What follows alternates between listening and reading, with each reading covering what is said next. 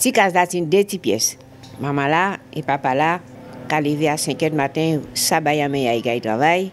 Mais la nuit là, papa là après 2 ou 3 coups de rhum. Il pas ni misi, ni continuer, ni arrêter. Il pas qu'à rendre ni compte que ce petit moun n'a pas dormi en sacrate là. Et c'est comme ça que petit moun entre 13 ans, 14 ans, 16 ans, quand il arrive à 16 ans, personne ne va connaître qui bitin il a fait, il a fait. Quand il comprend qu'ils sont femmes, il est trop tard. C'est comme ça, il y a un qui trouve qu'il gagne, il va savoir qui il est.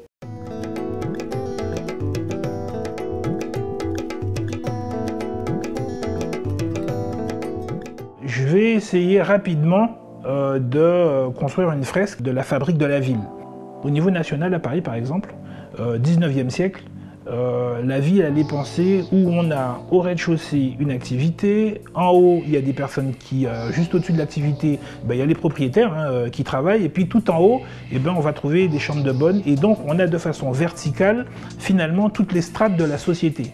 Début du XXe siècle, on est percuté par 2 guerres, et on va penser la ville différemment. La sursaturation des centres urbains fait que, au final, le mouvement des grands ensembles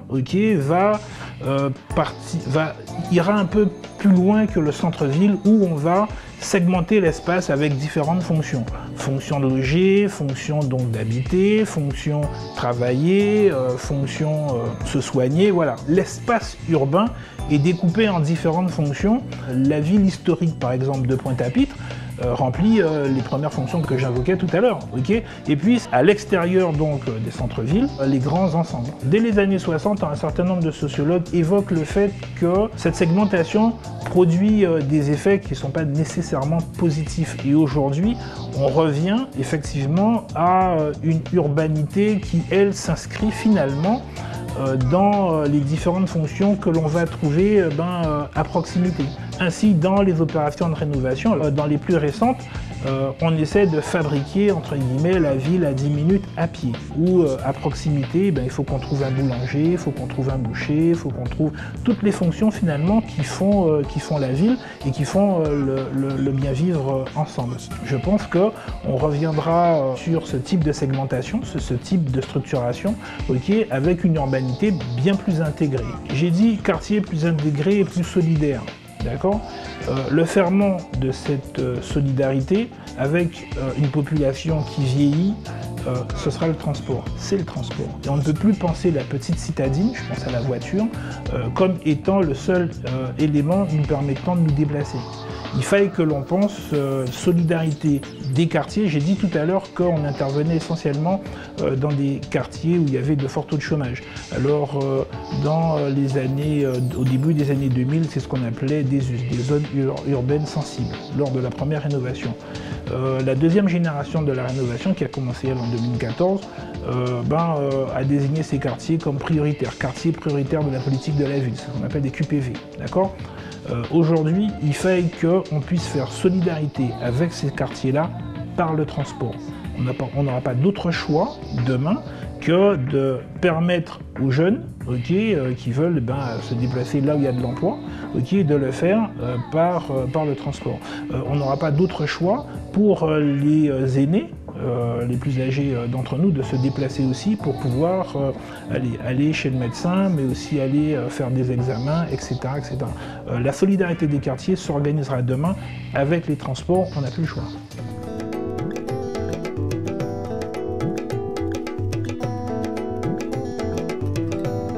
La première rue Pape, c'est les années 60. C'est toutes les barres qu'on a faites, parce qu'on a assaini les terrains, etc. On a bien vu que ça a duré à peine 50 ans, et qu'après tout devenait obsolète. Et avec le problème de la sismicité, donc la mise en danger des gens, plus les difficultés de fonctionnement liées à la structuration sociale même de Pointe-à-Pitre, il a fallu recommencer. Et la mairie a saisi l'opportunité d'un financement et a eu la possibilité de présenter un projet sur 3 périmètres, le centre ancien, la partie Bergevin, Henri IV et Chanzy, et la partie Loricis. Et nous avons proposé une équipe pluridisciplinaire, et donc qui a gagné ce concours. Donc, en fait, j'étais un peu le chef d'orchestre d'une équipe faite d'ingénieurs, d'historiens, de sociologues, de paysagistes, Et on a proposé un projet qu'on a commencé à mettre en place avec la ville à partir de 2006. Donc les voies qu'on a choisies pour refaire des typologies qui ne revéhiculent pas les soucis qu'on a eus dans les anciennes, c'est qu'on a travaillé des compromis. On a proposé d'abord de faire une analyse, mais assez générale de la manière d'habiter. Le fait de travailler avec des sociologues comme Flagy, comme Claude Auton nous a permis aussi de rentrer vraiment dans les usages, dans ce que disent les espaces sans qu'on puisse voir, dans cette part de patrimoine immatériel qu'on a, pour trouver quelle typologie qu'on va faire. Mais parallèlement à ça, vous avez des contraintes. Vous avez des contraintes de sol, vous avez des contraintes sismiques, vous avez des contraintes de financement, vous avez des contraintes de matériaux, donc on ne peut pas faire ce qu'on veut. Par contre, dans ces espaces-là, il y a du lien, il y a des petites choses qu'on n'arrive pas à percevoir sous le plan social, sous le plan anthropologique, qu'il nous appartenait de reconvertir dans des espaces dits modernes, c'est-à-dire qui tiennent au séisme, qui sont adaptés aux handicapés, qui véhiculent les normes. Et il y a une troisième contrainte pour l'urbanisme, c'est de dire que, attention, l'urbanisme se fait sur un temps long, ça ne se fait pas dans une échéance électorale. Une rénovation, c'est 30 ans, ça peut être 40 ans. La preuve, on n'en est pas à la moitié alors qu'on avait prévu de la faire en 6 ans, aujourd'hui on est à plus de 15 ans.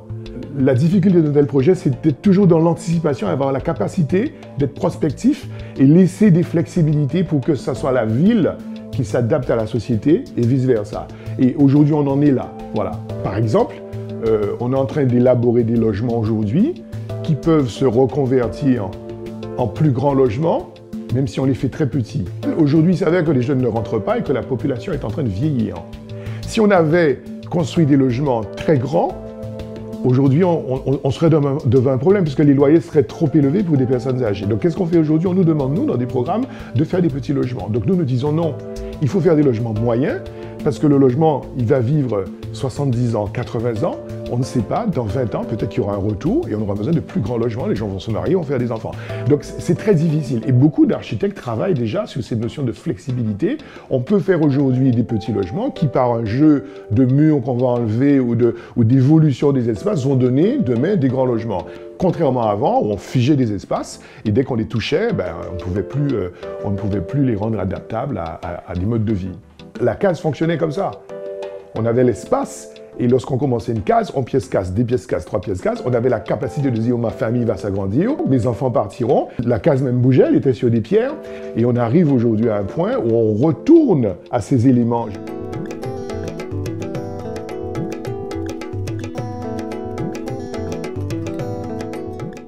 Il y a une difficulté à expliquer les choses parce que nous, en tant que sociologues ou anthropologues, on avait un point de vue.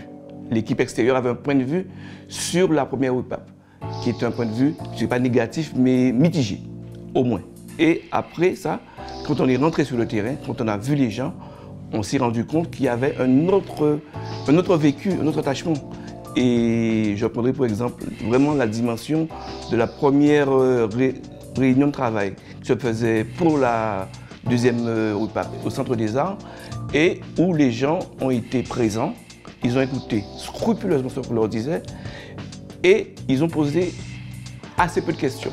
Et les questions qu'ils posaient étaient effectivement des questions sur le vivre ensemble, c'est-à-dire sur la convivialité. Alors que nous, du point de vue de l'équipe, au début, on se disait mais ce sont des bars, c'est une architecture qui ne correspond pas à l'esprit du pays. Et on se rend compte que les gens disent mais nous, on veut savoir avec qui demain on va être. Est-ce qu'on va être avec madame un tel qui m'apportait mes légumes? Est-ce qu'on va être monsieur un tel qui me prend de tels services? Et c'est ces questions-là fondamentalement qui sont posées. Donc, ce bilan que nous pensions, entre guillemets, du point de vue complètement théorique au départ, très négatif, les gens l'ont vécu de manière extrêmement positive. Et on s'est rendu compte qu'il y avait quelque chose qui s'était construit. Et moi, ça me renvoie du point de vue de l'anthropologie et de la sociologie à l'extrême plasticité des Guadeloupéens. Les Guadeloupéens sont des gens qui, dans les situations les plus extraordinaires, les plus négatives, les plus alambiqués, déploient des stratégies qui sont des stratégies d'adaptation, mais déploient des stratégies qui sont aussi des stratégies de reconstruction. Je prends un exemple très simple pour vous. C'est comment, en parlant d'adaptation, de manière très concrète, c'est de faire monter le jardin créole à l'étage. OK? Et on arrive sur des balcons au 3e étage, 4e étage, et on voit des pieds de qui mourra saura, qui vivra verra, des herbes, etc. Et tout ce qu'il y avait avant de la case, où on structurait la maison avec les plantes répulsives devant, les plantes protectrices Et bien, toutes ces plantes-là se trouvaient sur la coursive, avec chaque personne avec son bac, avec ses plantes et des herbes médicinales aussi. Et c'est très important à comprendre parce que dans le vécu persécutif que nous avons, il n'est pas nécessaire qu'une personne qu'on ne connaît pas entre tout de suite dans la maison. C'est-à-dire quelqu'un qui arrive chez vous, eh bien, il y a la véranda, eh bien, on s'accoude à la véranda. Okay? Il y a des gens qui ne vont parler que de l'autre côté de la véranda. Quelqu'un qui a une autre relation avec le propriétaire de la maison, il va rentrer sur la véranda. Et ça, c'est très important. Et nous, on avait la vision que ça posait problème. Alors ça posait problème, mais les gens se sont adaptés. Ce filtre que les gens ne pouvaient pas mettre dans les bars, eh bien, le mettaient relationnellement. La barrière qu'on faisait avant la véranda et qui permettait de s'accouder, de parler, on l'a transposée dans le relationnel. C'est-à-dire que nous n'aurions pas les 6 coursives là, nous n'aurions pas les... Mais on ne peut pas rentrer à la case. Et c'est de ce point de vue-là qu'il faut comprendre des inadaptations, des dysfonctionnements de la manière de faire les appartements. Mais en même temps, il y a une grande adaptabilité, et je dirais, ça ne veut pas dire qu'ils sont bien, mais ça veut dire qu'ils sont adaptés sur le réel pour le recréer, suivant les contraintes du pays. Eh bien, ça, c'est vraiment très fort de chez nous.